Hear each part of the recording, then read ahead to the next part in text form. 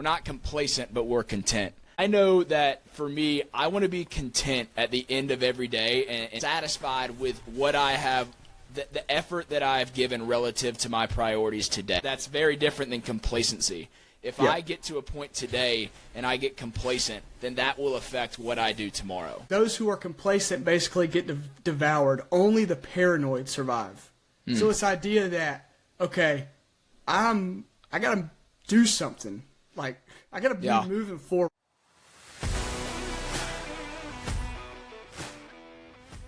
What's going on, and welcome to the Take a Step podcast. I'm your host, Josh Johnston, founder of Take a Step. It's a community that's focused on bringing together like-minded individuals who are all purpose-driven towards taking action to maximize their God-given potential. If you find value in this podcast, please leave a rating and review on whichever platform you're listening. It really helps us to continue to grow this community and change more lives for the better.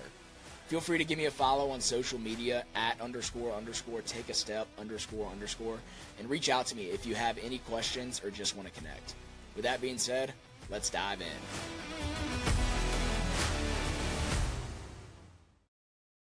What's going on, guys? Welcome back to another episode of the Take a Step podcast.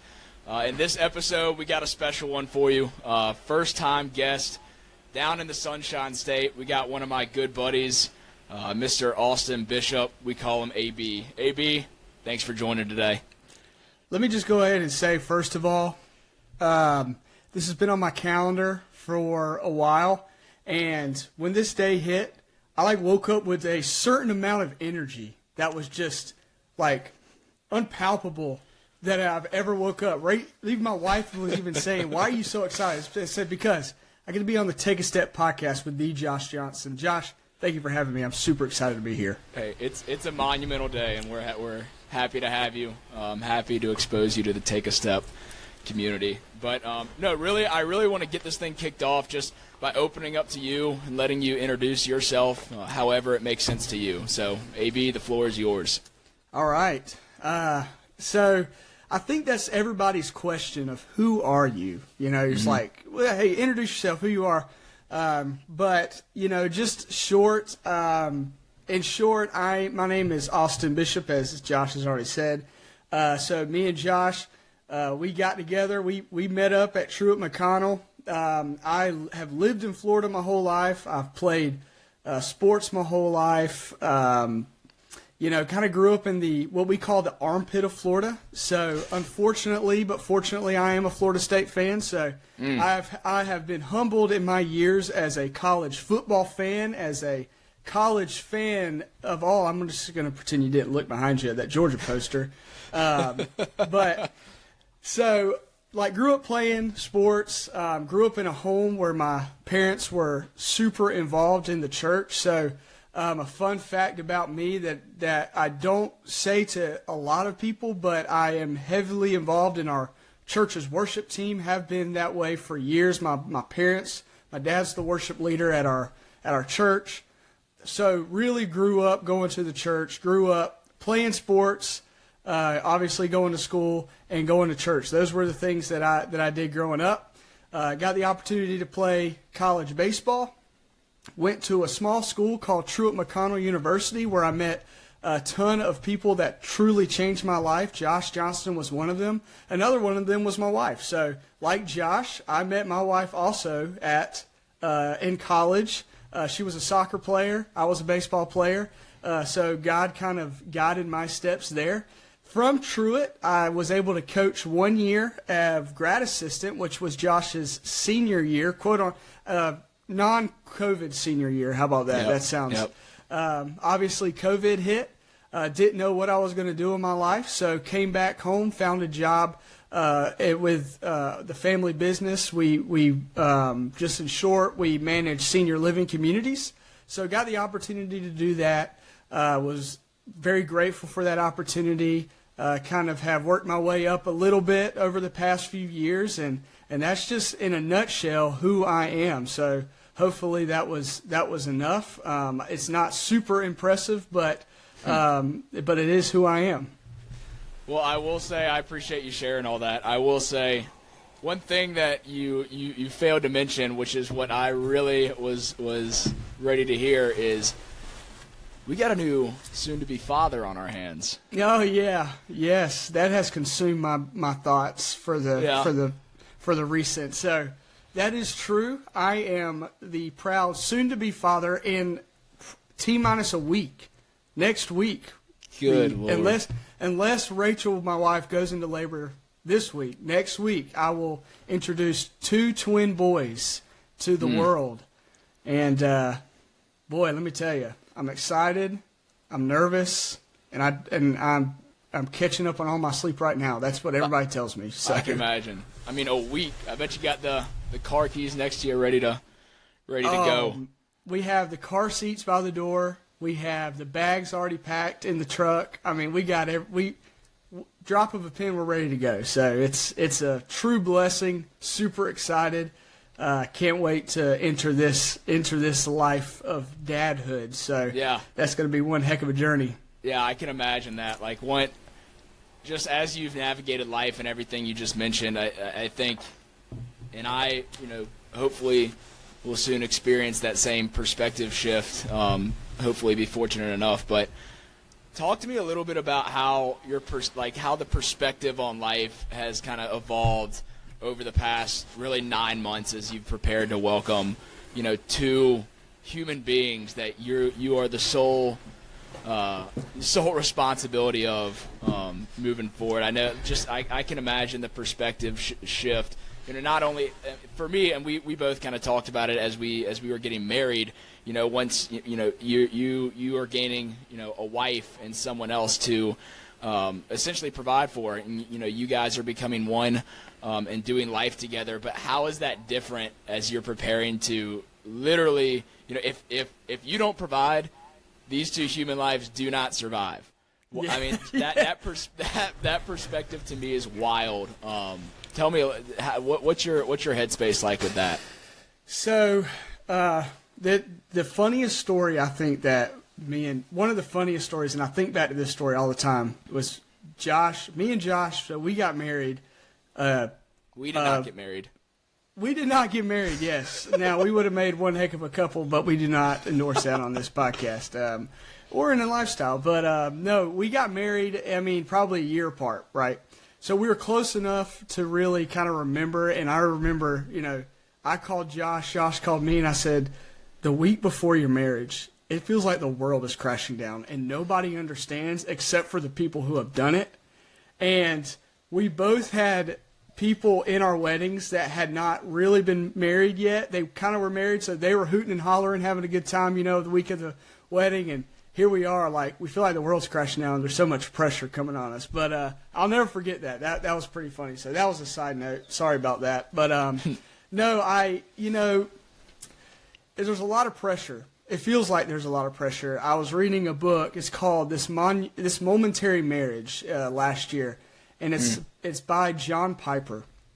And he posed this idea that when there is issues at your house, when there's a problem at the house, and Jesus comes and knocks on the door, he doesn't ask for, where's the child that's messing up? He doesn't ask for, where's mom? He knocks on the door and says, where's the father of this house? And so when I read that, it kind of made me sit back and wow, this is an important task. This is a wonderful blessing of a task to be able to have the opportunity to raise 2 young men. But also, whenever I do feel like I get overwhelmed, I sit back and I say, you know what? Idiots have done this. If there's people out there who, have no idea what they're doing, I feel like I don't know what I'm doing, but I feel like I know what I'm doing a little bit more than some others. That kind of brings me a little bit more confidence as I kind of go into this season. And I was kind of thinking about, it's like you have all these books, you have everything, all these things that you can read, and it's like reading a book on hitting. You can read all the books you want on hitting, but until you step in the batter's box, you have no idea what to expect. So that's kind of what I'm taking the approach of is I've been reading I've been studying, but at the same time, I just really have no idea what I'm getting myself into. So we're just going to take it one day at a time. No, That's right. It's definitely like you said, a task that carries a lot of weight and a lot of magnitude. And I know if there's anyone that's prepared for it, it's you. So I'm super excited for you with that. So that's going to be a good time. Looking forward to meeting the two boys. What are their names? What were their names again? So you got Micah Don Bishop and Judah Elliott Bishop. So I've already squandered the Good Dad Award last year. I got my very first presents to Micah and Judah were 2 Bibles. There you go. And I just happened to spell Judah's middle name wrong on these leather-bound printed Bibles. So I'm already, I'm already not doing well. But you know what? There's grace. So praise the Lord. Well, we got a baseball player married to a soccer player having 2 boys. Are they going to be grass fairies, or are they going to be on the diamond, on under the lights on Friday nights? What's the plan there? Josh, I think you know my thoughts, and to hopefully not offend any of our lovely grass fairies out there. These boys are going to have clay underneath their fingernails. They're going to have nasty, grimy hats from sweat, and they're just going to be grinding on the baseball field. If it's up to me, that's exactly what they're doing. But, I also would love to see them on the football field. I would love, if they play soccer, it's just conditioning. That's all it is. Yeah. That's all it's going to be. I get that. Worst comes to worst, they play golf. Yeah, well, and they will probably be better than me. Yeah, and then your bank account will be at 0 quick. Yeah, absolutely. Awesome. Well, excited for you guys. It's going to be a great time. One thing I want to talk about is kind of what you and a few of your buddies have really embarked on over the past year, maybe even 2 years at this point. But it's Good With It. And I know y'all. We'll shout out Good With It. Go check them out. Good With It. The Good With It fellas on Instagram, and the Good With It podcast on wherever you can listen to podcasts. I appreciate that. I appreciate that shout out. Thank you. Yeah, definitely. I'll let you kind of go into it in a second, but I had the pleasure of being the first guest on the Good With It podcast, and it was a great time. AB, Cole, Mitch, and Jarrett.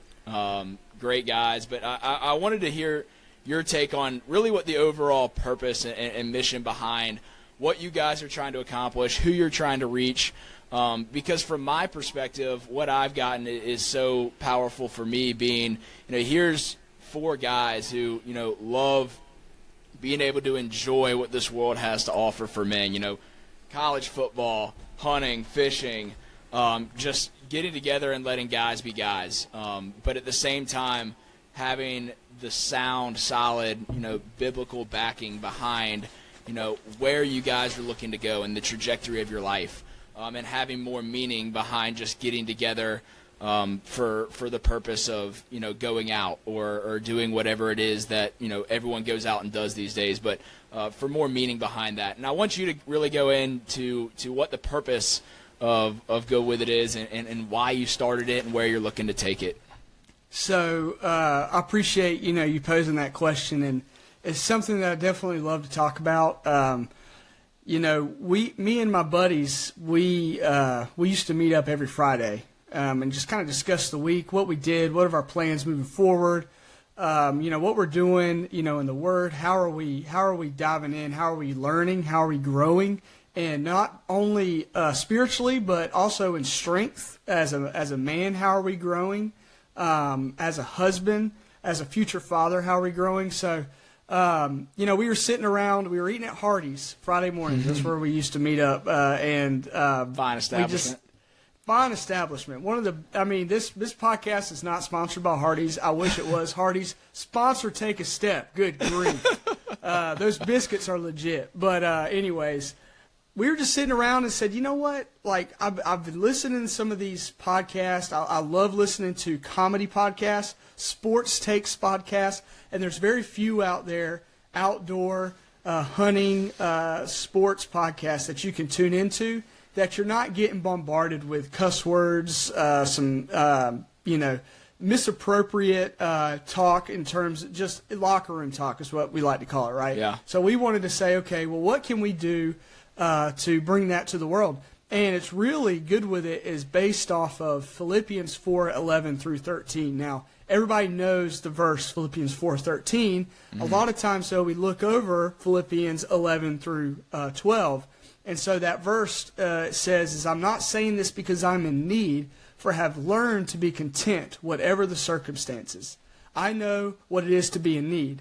I know what it is to have plenty. I've learned the secret of being content in any and every situation, whether well-fed or hungry, whether living in plenty or in want. I can do all things through him who gives me strength. And so, when we were thinking about, okay, what can we think, what do we want to call this? What do we want our purpose to be? And I think it's just that, is we want to be content with everything. Now, we don't want to be, there's a difference between being content and being complacent. We don't want to be complacent, but we do want to be content in what God has given us. And I think in our intro, Jared actually says it in our intro song, or he says, Paul's talking and he's saying all this stuff, and basically Paul's saying, whatever comes my way, I'm good with it. Like if I'm persecuted for Christ, I'm good with it. If I lose my job, if I have Christ, I'm good with it. If I go hungry, I'm good with it. It's just this idea of being content. It's being living in the moment, not dwelling too much on your past mistakes, not really looking and having anxiety for what's coming ahead, but being content where you are and just being good with it and using that mindset to enjoy life. Watch college football to the glory of God. I know Josh remembers this. We love our college baseball coach to death, but he is an absolute trip sometimes. And I remember we were sitting there after we had just run sprints for who knows what, and he was taking a drink of water, and he just looked at this water, and he says, I drink this cup to the glory of God. And it was the weirdest thing at the moment. But I look back on that moment, and I'm like, you know what? That's right. Like, everything that we do it to the glory of God, and we're content with it. He was content with a cup of water. And if I could be content with a cup of water, I could be content with whatever hardships come my way. There was a lot of profound, life-changing things that came out of our college baseball coach's mouth, but he had his own way of doing things. We'll say it that way. It was unbelievable. Unbelievable. Yeah. Oh, right, man. No, I love, and I want to dive into what you said a second ago, talking about, hey, we're not complacent, but we're content. Yeah. And I want to really kind of open up and talk about the difference between complacency and contentment. Because for me, like in my life, I know that for me, I want to be content at the end of every day and satisfied. That's another good term to kind of throw in there too. Yeah. Satisfied with what I have, the effort that I've given relative to my priorities today. Right. Now that's very different than complacency. If I get to a point today and I get complacent, then that will affect what I do tomorrow. Does that make sense? Like, would you agree with that? Yeah, absolutely. And one of the quotes I actually remember, I don't remember the entire quote, but the end, it talks about complacency. And it's talking about like those who are complacent basically get devoured. Only the paranoid survive. So it's the idea that, okay, I got to do something. Like, I got to be moving forward. I can't just sit here and I don't know, I don't think Josh ever told you this. This is about you. So this is scary. Hot mic right now. But Josh bought the ring for his wife before I did. And I remember him calling me and saying, dude, I just went and did it. I'm like, what? That's awesome. And I was so excited for him. And then I got off the phone and, I was smiling, and then I thought to myself, like, it convicted me because I'm like, well, I better step on it. Good grief. Like, Josh,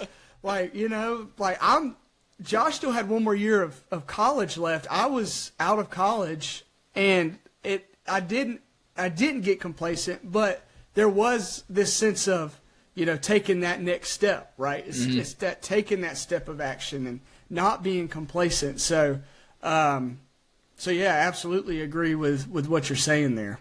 Yeah, there's so much. I did not know that story at all, so I appreciate you sharing that. But I think there's a lot to unpack with that one story for me, and like what my mission is behind Take a Step, because it speaks to the idea of being action oriented, and then also the value of having strong relationships around you that foster that drive to take action in whatever it is you're doing.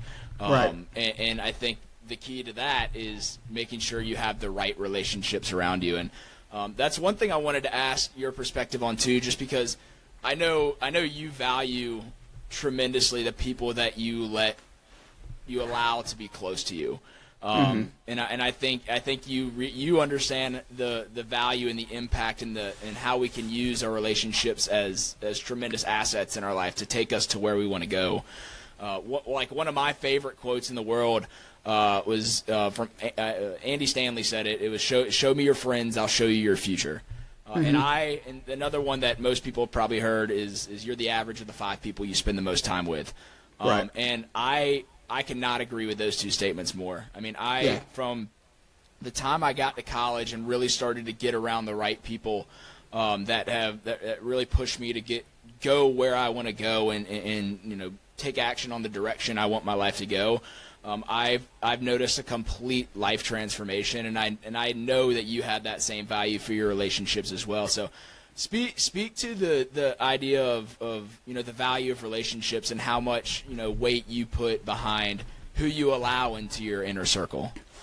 Yeah, I actually had your quote that you just read from Andy Stanley. I was going to quote you that said that. Because you said that, that was like 2 or 3 podcasts ago. Yeah. So no, it's okay. Just stole your thunder there. But, my buddy Josh quoted this one time where he said, show me your friends, I'll show you your future. And that's so true. And, the Proverbs also say a lot about choosing your friends. Proverbs 12 talks about the godly give good advice to their friends, but the wicked will lead them astray.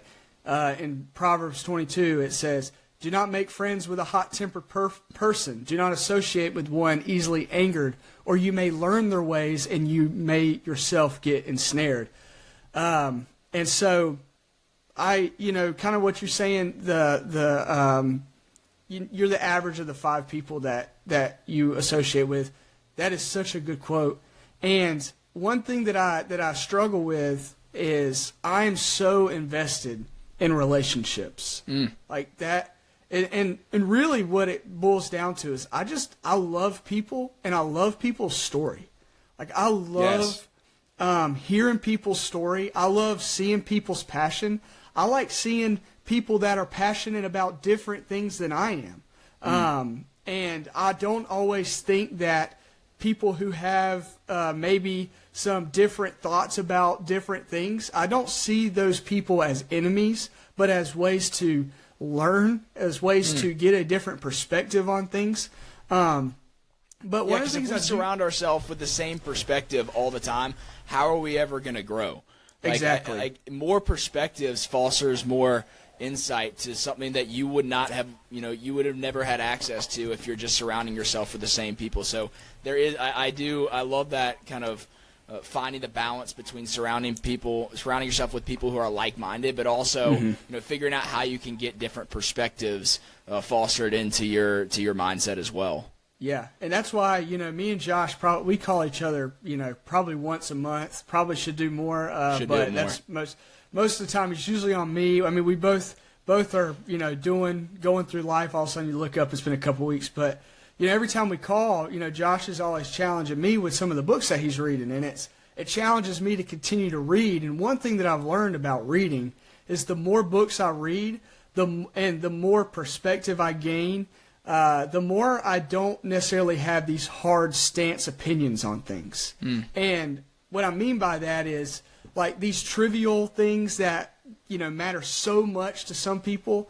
I'm learning to hear people before I actually form my own opinion. My dad always says this, there's 3 sides to every story. There's their side, there's the other side, and then there's the truth. You got to hear it all before you see the truth. And when it comes to value in relationships, I love people, but I don't want people that is in my inner circle that's going to corrupt me, right? I don't want people in my inner circle that's going to try to lead me astray. I want people in my inner circle, and I'm to the point in my life where I'm still going to love you. I'm still going to be friends with you. But if you're not for me, if you're not for my marriage, if you're not for pushing me to be more like Christ every day, if you're not for my family, then we're going to have to part ways. And I'm going to love you. If you ever need anything, I would love to, help you out. But it's just not somebody that I want to spend my time with because, like you said, you're the average of the 5 people that you hang around. And that's why I have guys like you in my life and guys, on the Good With It podcast, you and all those guys are pushing me not to be complacent, but to be better every day. And that's why I think it's valuable for everybody to have these relationships and put a price on it. There's a price to relationships. 100%. And all that makes me. I just finished Never Finished by David Goggins, his second book. And people have strong opinions about Goggins, rightfully so. I mean, he's loud, he's out there, and I get that. But one of the things he was talking about that relates so perfectly to this is he was talking about the foxhole. And the foxhole in war is the place where you're fighting, you're bunkered down with your brothers, and not only are you fighting with your brothers, but there's also brothers to your left and to your right who are dying. So essentially, what he was getting at is who are you allowing into your foxhole? Who are you prepared to go to war with? Especially us being Christian men in the world today. There's so much that we face that we need to be able to stick up for what we believe in, not only from a spiritual perspective, but also what appearance are we? How are we being ambassadors of the way of Christ? Right. We like being able to be someone that's desirable to the world, for sure. But getting back to the idea of the foxhole, he was getting at who are you prepared to go to war with, but also who would you be prepared to die next to? And it's kind of an extreme way to look at it, but at the end of the day, this is kind of the mindset that I've really had recently on the people I let close to me, because I want people close to me who are going to push me to my limits and be there for me at my best time and my worst time. And those people that are in that position with you aren't just going to make you feel good. They're fighting for their life just as much as you're fighting for yours, and you're fighting for each other's. And that sometimes that calls for some being real and being honest with each other, and maybe hurting some feelings at times. Because if you're just telling someone, if you're just trying to make someone happy all the time, how does that benefit and how does that push someone forward? As we were saying before, like getting other perspectives. Right. So I love that concept that he was bringing up, and I'll say with confidence, like, you're someone for me that has been that, you are someone that would be in my foxhole there with me for the aspect of, you like what. I remember my first step really towards taking like real initiative in my faith was when you asked me to come to church on Sunday, my junior year, your senior year, and come to small group. And I was born and raised in a strong Christian family, but never really took action on a faith of my own until that point in my life. And then from there, we grew closer, going through long agonizing practices. Right. We both went through our meathead phase together, where we were getting in the gym, probably annoying and pissing off every other person around us, looking like the D-bags that we were. But it was okay. We enjoyed it. We were ruling the world, though. Ruling the world.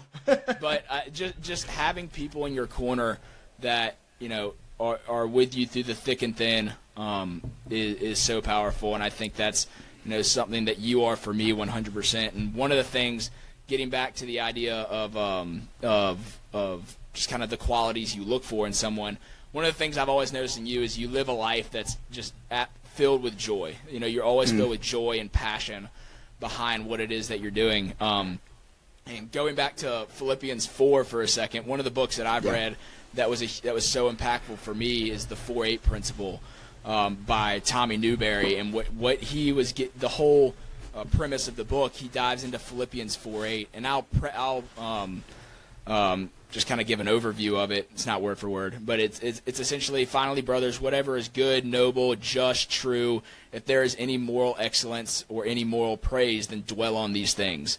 And what he was getting at through that is, how can we live a joy-filled life through filtering every situation we walk through Philippians 4:8 and dwelling on, you know, the positive, whatever is good, just, commendable, praiseworthy, you know, finding those things to dwell on. And that's something that I have seen you embody throughout our relationship. So I want you to speak to a little bit of how, you know, how do you live a life that's you know, filled with joy?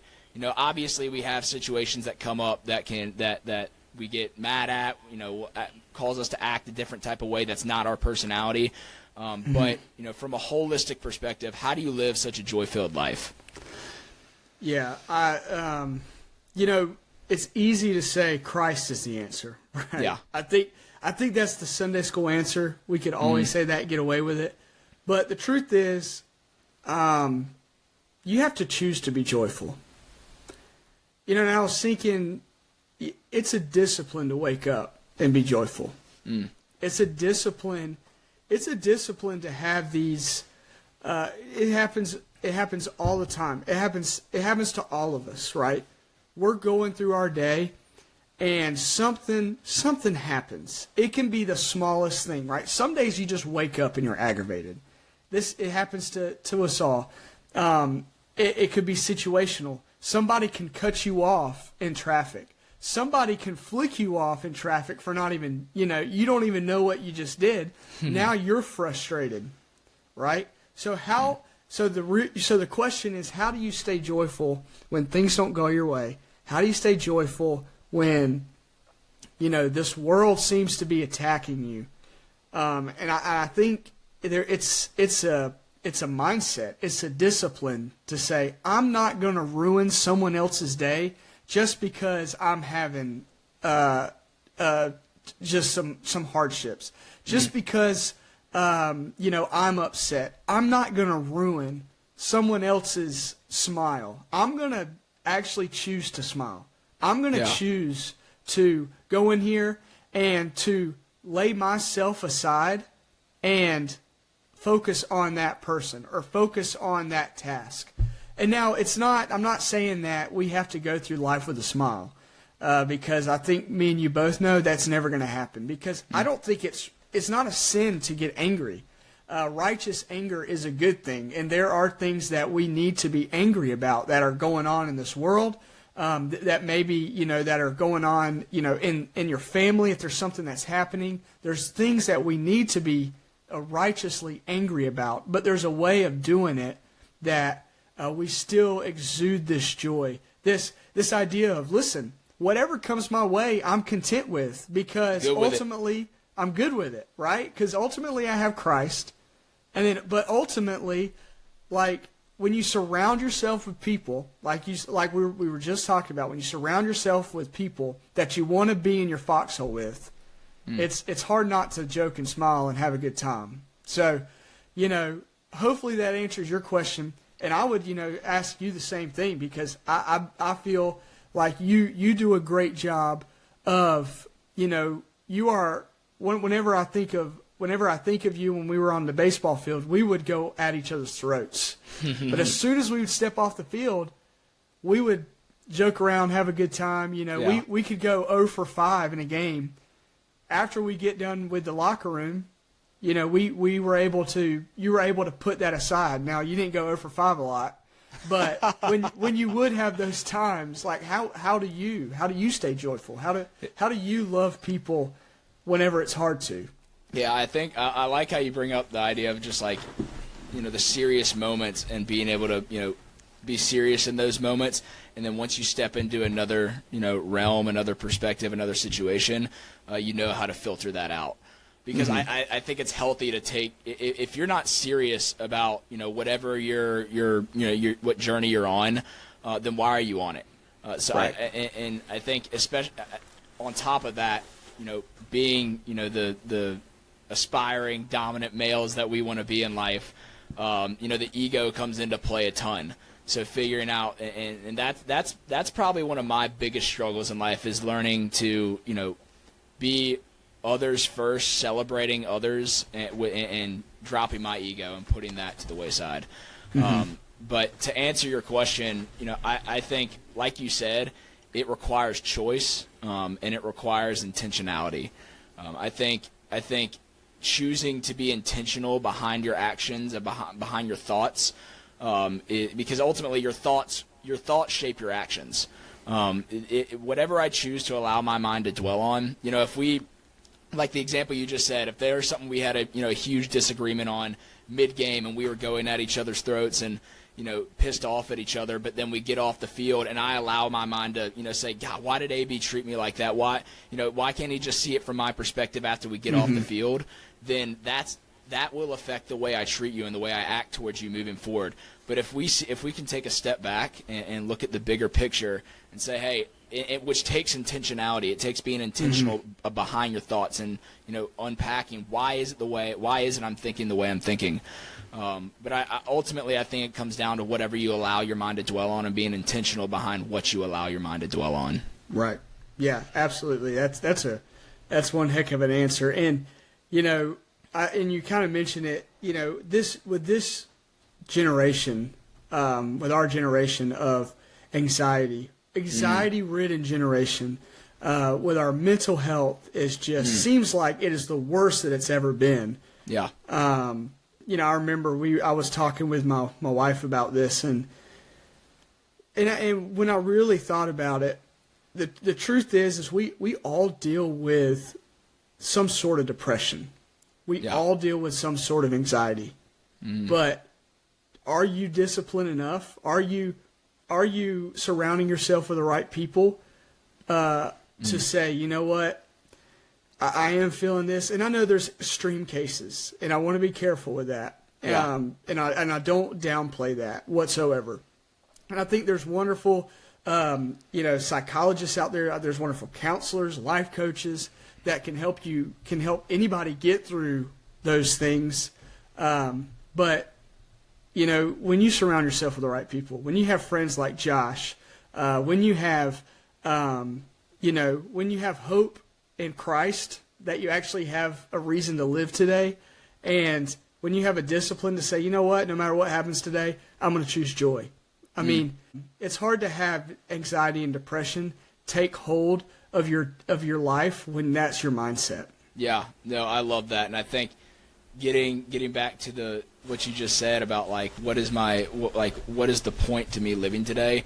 I think at the root of that is it's uncovering what your purpose is, and what I love this concept. And at actually my church service this past Sunday, the pastor was really opening up because this time of year, we're recording this at the beginning of 2024. Goals are top of mind, quote unquote. New Year's resolutions are top of mind. Oh yeah. And what we were from a biblical backing, what's the root of what we want to accomplish? Why is it that we set these goals? What's the root of those goals?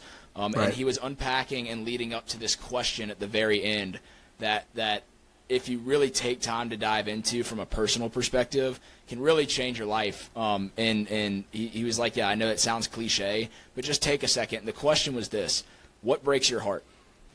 What is it that breaks your heart? If you really sit back and say, hey, what is it that breaks my heart in this world, and how can I take action on that? And a follow-up question to that was, if you could press a button and change one thing in this world, what would it be? And for me, I sat back, and getting back to the idea of purpose that we were talking about, man, I hate it to see people live life with no purpose. Yeah. It's depressing, in my opinion, and that I think that's the root of depression. If I can't wake up today and tell you why today is worth living, then what is my purpose at all? Right. And helping people uncover and discover that purpose is ultimately why I started Take a Step, and where I want to go with Take a Step, to help people discover their purpose and then be action oriented and want to get after it every single day on reaching that purpose, fulfilling that purpose, and living a life worth living. Right. And for you, you are one of the more purpose-driven people I've ever met. And I love to hear just kind of what is your purpose? What is Austin Bishop's purpose to be the man he is today? Oh man, what a question.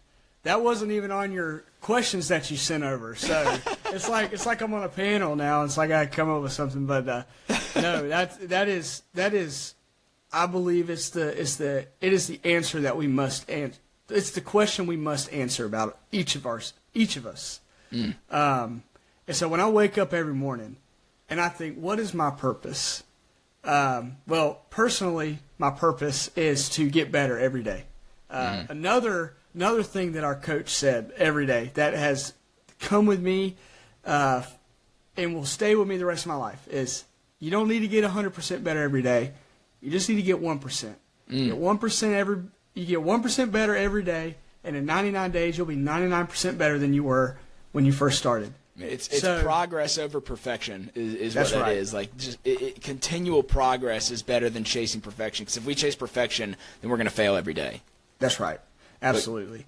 And when I wake up every morning, my purpose is this: to be a loving husband to my wife, to be a future father, a future godly leader to my two twin boys that we're about to have, to be a leader among the people that I'm around, and how can I help them get 1% better?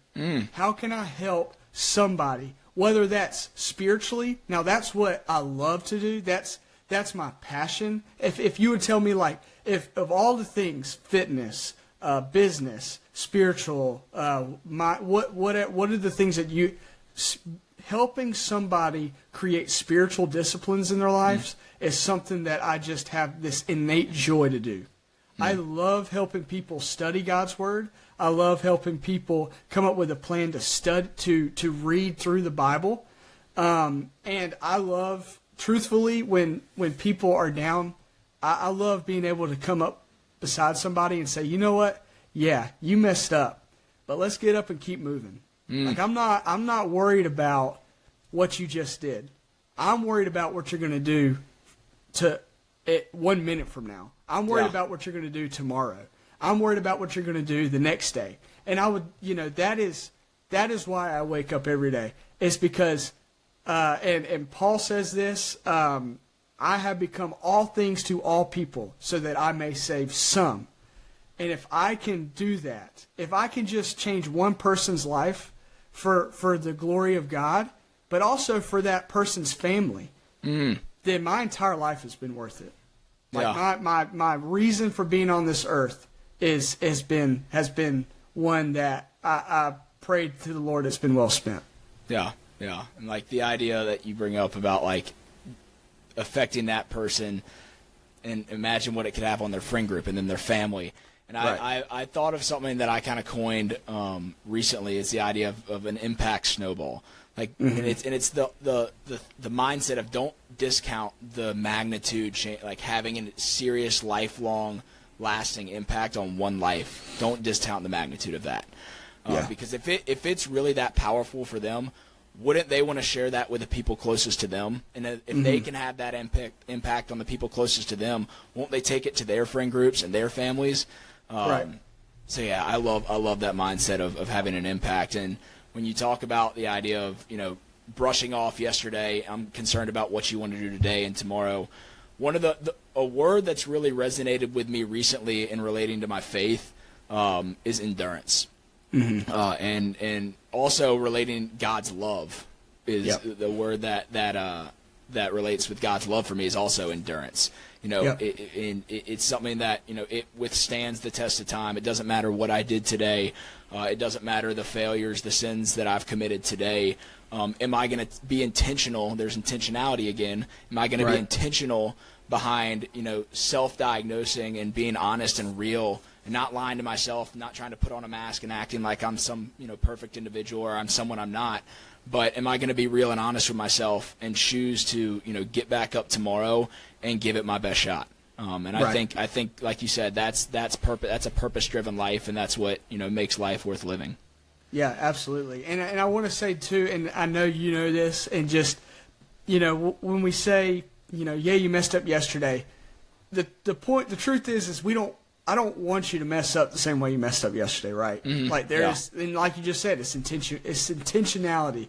In the spiritual, in the Christianity world, we call it repentance, right? Mm. We've done something, we got to turn from it. Like, don't go back and do the same thing that you did. Learn from your mistake, move on, keep moving forward. Take it like my buddy Josh Johnson coined. Take a freaking step. Make it happen. Whatever it takes, just take one step. One thing we failed to mention in having a purpose-driven life is bringing it back to our roots. And how am I going to get as jacked as possible today? You know what I'm saying? Like, isn't that the question? You remember those days? Oh man, those were good days. Those were good days. I used to have a saying that's a future AB problem.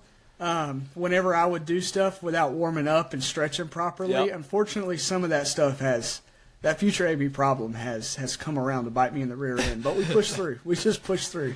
Love it. No, I think I think that's one of the things. And all jokes aside, I think that's one of the things that really grew our relationship to where it is today, and just kind of kicked us off, on the path that we went on together. Is taking our fitness serious, because for me, and I don't know how you, with what your mindset was when you first got into it, but it was the first thing I saw that if I was intentional behind it, I was going to see the results. Right. And it was the first thing for me where I was able to say, hey, I have total control on the direction I go with my physical health. If I put this in, I'm going to get this out. It's black and white, and it was the first thing. It was the first thing for me where I was able to really experience that. And once I saw, the first bit, because everybody who gets into the gym for the first time sees those instant gains, and they think it's going to be so easy. And then you hit that plateau, and then you're like, all right, what do I do now? But that's when most people quit. But talking about endurance, you can relate that back to your faith. It's when the tough times hit, when things get tough, are you gonna take your foot off the gas, or is that the time to gear down and hit the gas? Right, yep. Yeah, absolutely. But for you, just like I'd love to hear, what does your fitness look like right now, and why is your physical health and taking your fitness serious important to you? So I started my fitness journey, as Josh said, really hard in college. I wish I would have started earlier. Mm-hmm. However, I didn't. And when I started it, there was a moment it was my sophomore year, and I remember I was skinny as a rail. Like I was just, I was just I'm not saying this as a boastful term, but I was athletic, right? It was a singles machine. I was a singles machine. I just hit the ball. I could bunt the ball. I mean, and I was okay with that. Yeah. But when I got to college, and it was my sophomore year, I remember my coach pulling me aside and saying, "Listen, you're just not strong enough for a 50+ game season. Like it just wears down on you." Mm-hmm. And though I didn't love it, he was telling the truth. And it was then that was my sophomore year, and it was then I decided I'm getting strong. Next year he will not be able to tell me that again. And when I started working out, that was my drive.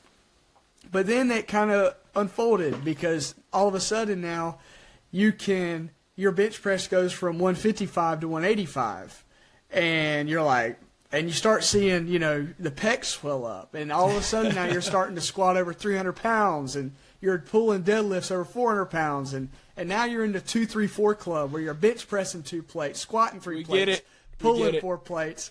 I just had to, I was just that's Josh Johnson. That's not me. But But no, I mean, my fitness has changed drastically since I was working out. And what I mean by that is the mindset of fitness. Mm-hmm. I was working out for baseball.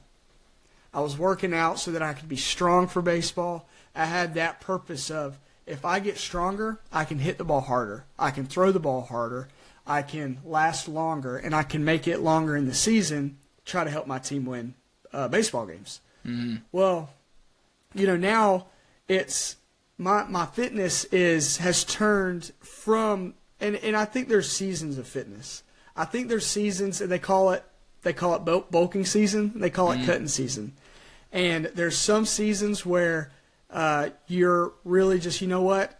I don't have time to work out 2-3 hours a day. I don't have time to work out, 2 hours a day. I may have time to work out for 30 minutes a day, and I'm gonna do something that's gonna be tough.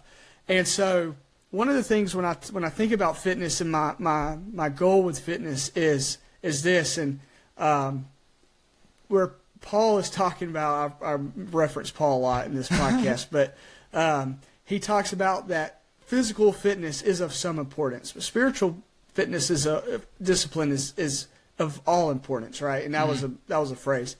And I don't think Paul is downplaying physical discipline and physical fitness. Mm-hmm. I actually think it's important that Paul actually says that, because he's saying that it is important. Yeah. But it should not come before your spiritual disciplines, your spiritual fitness. And so navigating how to do that. And so basically, to answer your question, my physical fitness today looks like whatever I can do physically to hang out and spend time with my wife. So whether that's I'll run, she'll walk. We have dumbbells. We were doing CrossFit, and really doing CrossFit up until the point where she couldn't go anymore. And that's what I use my physical fitness time for. It's for spending time with her, because that's a hobby that we can do together. Yeah. And I've learned that when you get married, it's hard to find hobbies to do with your spouse. You really have to be intentional to find that. And so right now, we're not working out, hours at a time. We're as soon as we get off this call, I'm going to go get her. We're going to go on a walk. And, I may do some squats and some push-ups when I get back, and do my best to make sure that I'm doing something hard. And, I'll always go back to this, and you said it, it's hard. Hard is relative. Hard for me may not be hard for you, but hard for you might be hard for me. And it's vice versa, right? So just doing something that I consider to be at the stage that I'm in my life is hard. And it's physical fitness is a discipline if you treat it as a joyful activity. You're not gonna do it all the time. Yeah. You have to have that discipline to say, you know what, I don't feel like it, but we're going to go do it. When I get off this, it's going to be dark outside, but me and my wife, we're going to go walk. Yeah. And it's probably not going to be very long, but it's going to be something. It's going to be hard for her, and it's going to be hard for me because she might be complaining the whole time. But we love each other anyways. Yeah. No, I think that's a great perspective, because it all comes back to, understanding and having confidence in what your priorities are in whatever phase of life you're in. And that looks different for everybody because it's all relative. And I can tell you for me, and I know you would agree with me, physical fitness is probably the one thing in life that has more life application than anything else. Absolutely. It's understanding, building out disciplines into your life, and what you put in, you're going to get out, like I said a second ago. And if I can stay disciplined to doing something I don't want to do consistently and building out that discipline, then when tough times come in life, that I have to withstand those times, I know that I've already willingly put myself through something hard and challenging. I can withstand this time. Yep, absolutely. So I love that mindset. So one more thing I want to hit on just before we wrap this up is one of my main mindsets behind Take a Step is the idea of taking action, and taking action on things that are, that give you purpose, things that you love to do. And I think there's such a lack of that in this world that we live in today. People feel like they fall into the system and the structure of, hey, this is the way you're supposed to live life and this is the way things are supposed to be done. What is it that you think keeps people from living a life that's based on taking action on what they truly want to do? I think it's fear of failure. I mean, I think that's an easy answer. But I actually think it's less fear of failure and more fear of hard work. And I read a book last year. I'm gonna hold it up right here. It's called The Wisdom of the Bullfrog, and I read it last year, and I'm actually reading it a chapter a day, and I'm gonna try to do that all this year, to read a chapter a day in that book. And in that book, he has a chapter called "It Pays to Be a Winner," and what he talks about is when you want to do something, anything that you want to do that's good is going to be hard. It's going to be harder than you ever wanted it to be. It's going to be uncomfortable. It's going to be painful. It might make you angry. It may make you cry. It might rip your heart out. But if this is something that you want to do, as you are shouting on top of the mountains and I'm shouting there with you, you have to take a step. Do not be afraid of the failure. Don't be afraid of the hard work that's going to be behind it. Get your hands dirty. Get in there and do it. Love that, man. Golly, come on. You'll make me run through a brick wall, Josh. Always. I know. You're going to have to apologize to my wife later for why there's going to be a hole in the side of her house. Well, AB, man, I appreciate you coming on. The relationship that we've built over the past, almost decade, which sounds freaking crazy to say, is something that I won't take for granted. And I know, you're someone that I can always go to, and that I'm always someone you can come to. But man, one more thing we need to touch on that I just thought of. I was at Black Rifle Coffee Company this morning drinking my Americano, and I was sitting there thinking, I'm getting fired up to talk to AB later, but there was something in my coffee that most people would say was missing, but for me it was just right. AB, I have one more question for you. How do you drink your coffee? Black as can be, baby. Got me one right now. I mean, don't give me no frou-frou coffee. Don't give me nothing in there. I want to taste the grounds. Give me the grounds. I want to munch on those things. I was thinking as I start to bring guests on the podcast, maybe I should just add in a segment on, do you drink your coffee with cream or sugar? Not and sugar, cream or sugar. Either one is could be considered a sin. But do you drink your coffee with cream or sugar?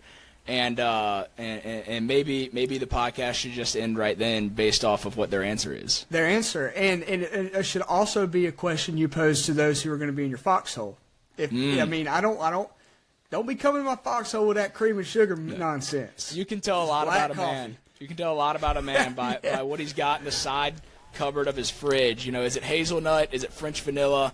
I'm out when I see that. Yes, absolutely. Now, sometimes it may be your wife, because if you come look at my fridge, there will be that way. Okay. But just remember, there's a woman living in this house too. So.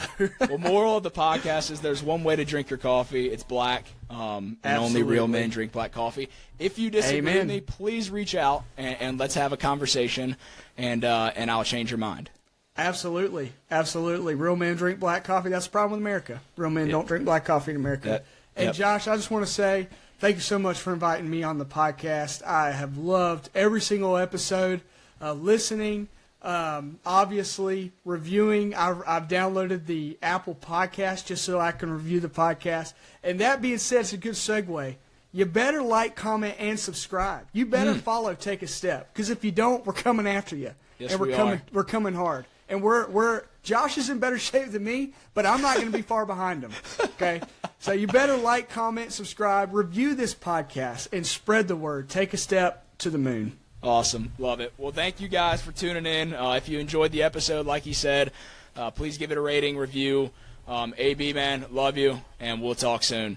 Love you too, buddy. Thanks, guys. Yep. Thank you. That was great. I loved it.